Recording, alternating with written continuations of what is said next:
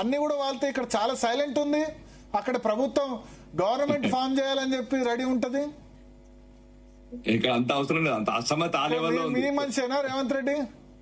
అసమ్మతి ఆ లెవెల్లో ఉంది, మా అవసరం బయట అంత లేదు. అబద్ధాల ఏమంటారు, పాకిస్తాన్ లో కూడా ప్రభుత్వం ఫామ్ చేసి, బంగ్లాదేశ్ లో పాకిస్తాన్ లో కూడా గవర్నమెంట్ ఫామ్ చేస్తారు భారతీయ జనతా పార్టీ. ఏ రాష్ట్రంలో అయినా కానీ ఇక్కడ చాలా సైలెంట్ గా ఉంది. ఇప్పుడు ఏంటి భరత్ అంటే, అబద్ధాల పునాదుల మీద నిర్మించిన అద్దాల మేడలు స్టార్ట్ అయిపోయినాయి. ఎందుకంటే మీరు చెప్పిన కొన్ని కారణాలు మీరు చెప్పారు. ఎందుకంటే అవినీతి, విచ్చలవిడి అవినీతి, అహంకారం. ఇప్పుడు నేను చెప్పిన, ఇప్పుడు మీరు ఏదైతే చెప్పారో సుష్మిత గారి విషయంలో, అవినీతి డైరెక్ట్ ఒక సబ్జెక్ట్ చెప్పింది. ముఖ్యమంత్రి తమ్ముడికి 200 కోట్లు భూమి అంటే అవినీతి. అహంకారం తలకెక్కిందా రేవంత్ అని అంటే, నువ్వు ఎట్లుండివి ఎట్లయినవు. 2, మూడోది నువ్వే సీటు డిక్లేర్ చేస్తున్నావు అంటే, ఇక అన్ని రకాలుగా పార్టీ లైన్ ని క్రాస్ చేసిండు ఆయన. అంటే ఆమె మాటల మీదకి వెళ్ళాక సుష్మిత గారి స్టేట్మెంట్ కావచ్చు, ఆ వీడియో 2-3 సార్లు విన్నాను. ఇంకా రెండోది మీరు చెప్పినట్లు ఇప్పుడు అవినీతి అన్నది వాళ్ళకి టికెట్ డిక్లేర్ చేయకపోతే, పరకాల్లో టికెట్ ఇవ్వకపోతేనే గుర్తొచ్చిందా సుష్మితకు? అది వాళ్ళ వ్యక్తిగతం. పార్టీ లైన్ ఏంది, పార్టీ లైన్ ఏంది అంటే, రేవంత్ రెడ్డి ఇంకా రానున్న రోజులలో, అంటే నేను ముందు కూడా అన్నాను, అసమ్మతి మాకు తెలిసినంతలో, మాకున్న ఇన్ఫర్మేషన్ లో కంపల్సరీ కాబోయే సిద్ధరామయ్య తెలంగాణలో ఆ స్థాయిలో ఉంది. ఎందుకంటే అవినీతి విచ్చల పెడతాను హైదరాబాద్ లో. ఈ 22 సరే, అక్కడ మరి డీకే శివకుమార్ ఎవరు? డీకే శివకుమార్ మీరు చెప్పినట్లు ఇప్పుడు ఫ్లైట్ నడిపిన వాళ్ళు ఉన్నారు, ఫ్యామిలీకి లయబిలిటీస్ చాలా మంది ఉన్నారు. అంటే ఏదో ఫ్లైట్ నడిపిన ఒకటి బస్. నేను చెప్పదలుచుకున్నది ఏంటంటే, అది వాళ్ళ పార్టీ అంతర్గత నిర్ణయం. డీకే శివకుమార్ ని ఎవరు నిర్ణయించుకుంటారు, ఎవరి లాగా అట్లేం ప్రయోగం చేయరు మీరు.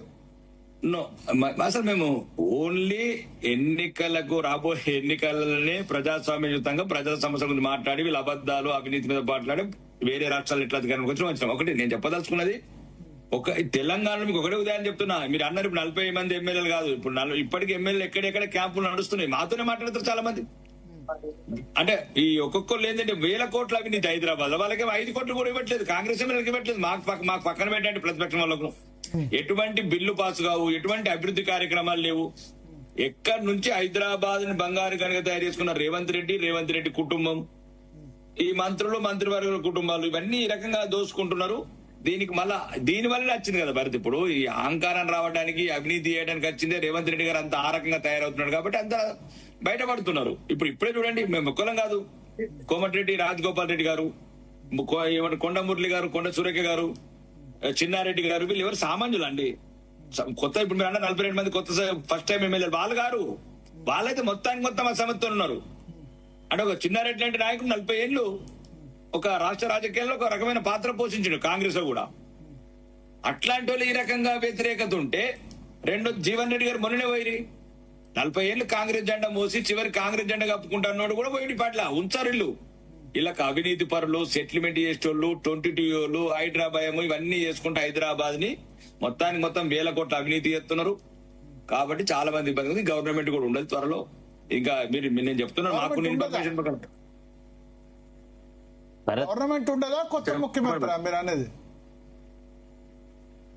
అంటే ఏముంటది అంటే గవర్నమెంట్ రాష్ట్రపతి పాలన, లేకపోతే బీజేపీ ఏమన్నా అటు ఇటు ఏమన్నా ప్రయత్నం చేయడం అట్లా?